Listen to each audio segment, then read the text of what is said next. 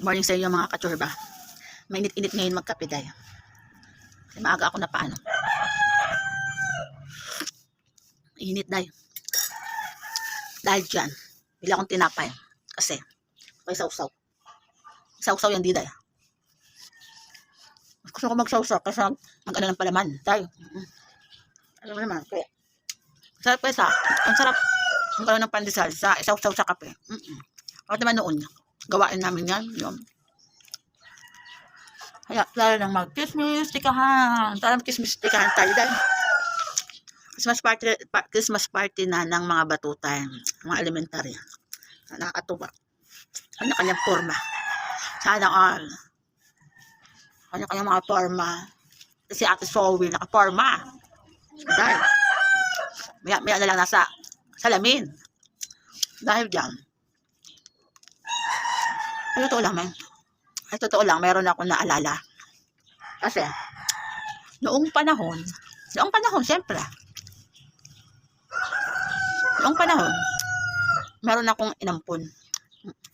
meron akong inampon na baby. Siguro isang buwan pa lang siya. So, yung nanay na yun, pumasyal sa amin. Kasama niya ang 3 anak. Ang liliit ng mga anak dahil. Tapos, yun yung baby, yung pangatlo. Actually, pang-4 niya na yan. Pang-4 na anak na yun. Ang liliit ng anak. So, yung pinakabunso, 1 month pa lang. So, pumasyal sa bahay namin. Kami naman, bising-bising sa work. Yeah, doon muna sila mag-iina. After ng ilang araw, kasi rest day ko, nagutom ang baby. Nagutom. Kasi yung 2 baby pa niya, mga nadede pa. Kasi syempre pag mga bata pa lang, nadede pa rin kahit mga 3 years old, 4 years old, nadede pa. So, ang nangyari, inanuhan ng, pati si baby, nagugutom, kaiiyak. Nagbili ng tindahan, ng coffee mate. Akala ko naman yung ina, magtitimpla at magkakape siya. Kay umaga yun dahil. Nagulat ako yung coffee mate, nasa dedehan na. Ano ba yan? Dede na yung baby. Kaya, nagutom na. Sabi ko, bakit naman dede ang ina? Bakit coffee mate ang ina? Ano pinapadede? So, syempre, kahit pa may budget pa noon yung katrabaho ako. Bili ako ng kahit bear brand lang. So, nahihirapan din siya. Hirap talaga siya kasi ang liliit ng mga anak niya. Wala siyang trabaho. Meron siyang kalipin. Pero lagi silang may problema. So, dumating sa point na siguro hindi niya na kaya ang stress. Kaysa magka-problema yung mga anak niya. Yung baby, inano niya sa akin. Ibigay. Siyempre, tuwan-tuwa din naman ako. Siyempre, kung choice niya para sa akin, choice mo, sige, accept ko talaga kasi gusto ko magkaroon ng baby. Binigay sa akin yung baby. Kasi 1 month pa lang na. Kasi nag-open din naman siya sa akin yung about sa kanilang magjowa. No? Problemado pala talaga lagi. Lagi silang magkaaway. Lagi silang, lumalaya si Girl Lalo. Laging lumalaya si Girl Lalo kasama yung mga anak. Tapos ko dahil nabiyahe ng mga malayo na 3 baby ang dala. Naawa man ako na, sarap putusan. Dalayas sa bahay. Dalayasan ang asawa. Kawa-kawa yung mga bata. Kaya, bibit-bitin mo 3 bata, may mga dala-dala pang gamit. So, siguro lalo, pag-usap sa akin na, ko na lang yung baby ko, yung baby niya, yung 1 month pa lang. Para daw sa kanya, kaligayahin niya na yan, maibigay yung anak niya sa akin, kasi para maging safe yung anak niya. So, tuwan-tuwa ako. Kasi may jowa ako dating lesbian. So, tuwan-tuwa kami. Dati kasi nakakagala-gala kami pagkatapos ko magtrabaho, naggala kami ng gala. Noon, hindi na kami makagala. Masayang-masaya kami kasi pag na-out kami ng trabaho, ay best, enjoy na kami sa pag-uwi. Kasi pagdating namin, gising na yung baby. Kasi iniwanan na siya ng nanay niya Iniwanan na siya. Tsaka ng mga kapatid. Umuwi na yung babae, kasama yung 2 anak. At least yung baby, binigay sa akin. Hindi tuwan-tuwa ako.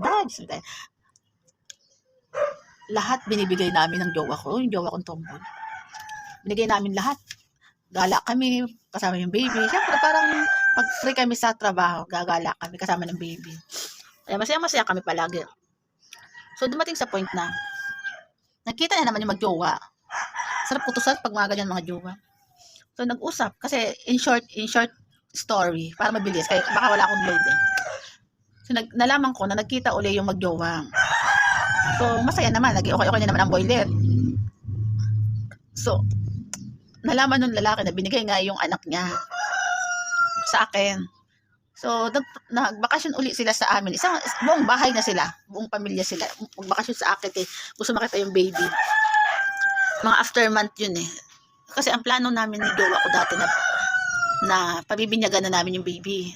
Siyempre, yung apelido sa akin. Tuwan-tuwa kasi ako kasi para sa akin magiging anak ako eh. Ang ending, after nang magna 9 months na, balak ko na nga kasi magpabinyag na yung baby. Aba, dumating dito ang pamilya. Yung si Girl Lalo, wala namang problema. Kasi siya mismo ang nag-push sa akin na alagaan na lang sa akin yung anak niya para maging safe. Para sa kanya, safe. So, yung dumating nga yung jowa niya, ayaw iwan yung anak kasi anak daw niya yan. Siya daw ang gumawa nun. So, ang ano sa akin nung lalaki, sige, pabinyagan ko daw, tapos, pag-aralin ko daw, pero nasa safe nila, nasa lugar nilang mag-asawa. Pero ako ang gumastos ng lahat. Ay, di po nga. Nakakabuisit naman yung ganun day. Ang sabi ko sa kanila mag-asawa, kung ganyan ang ano nyo, pues, kung gusto ninyong kunin ang bata, kunin nyo na lang. Huwag nyo na akong bigyan ng problema. Baka mamaya ang ending niya, baka pati buong pamilya mo, problemahin ko pa. Gusto kong i-accept yung baby nyo sa ilang 9 months na to, na dapat kailangan ko ng pabinyagan. Pero ganyan ang style niyo, ay di po ngal. Kunin nyo na yung baby, kayo nang pabinyag. Siyempre pag lumaki yan, kayo na rin magpaaral. Yun, nainis din talaga ako. Hindi naman nakakainis sa babae kasi yung nanay talagang free na ibigay sa akin yung baby kasi alam niya mismo na hindi niya kaya. Kasi yung jowa niya minsan lang din magkatrabaho. So after nun, dahil nagagalit yung lalaki, baka magulpi pa siya ng wala sa naasahan kasi binibigay daw yung bata. No choice daw na ibigay yung bata. So sabi ko, sige, iwan mo yung baby, wala namang problema, iwan nyo na lang yung baby. Hindi yung ako ang papaasikasuhin nyo sa anak nyo. Ako maggastos kung ano dapat gawin. Tapos kayo sila nakaano lang. Tapos kayo ang alam mo yung tipong ako pagagastusin, papabinyag, paaralin. Pero nasa kanila ang baby. Ay di pungal. Di bala nang wala na akong baby. So, binalik ko sa kanila na kahit man na ayaw ko rin, syempre, kasi 9 months ko na siya nakasama ang baby. No choice eh. Sila pa rin yung magulang. Kaya binalik ko pa rin talaga yung baby. Basta matuto silang mag-asawa, matutong paano umayos ang pamilya nila at para sa mga anak nila. Sa dami nilang mga anak sila ng anak. Puro sila mga kaanuhan. Yun. So actually, marami pa yung kwento. Kaya hanggang dun lang muna ang aking chismis dahil nakapi ako. Maubos ang load ko. Alam mo naman, ang load ko patakbo na palagi. Kaya balik na lang uli sa part 2.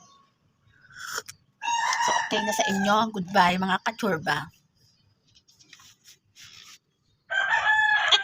Ayan.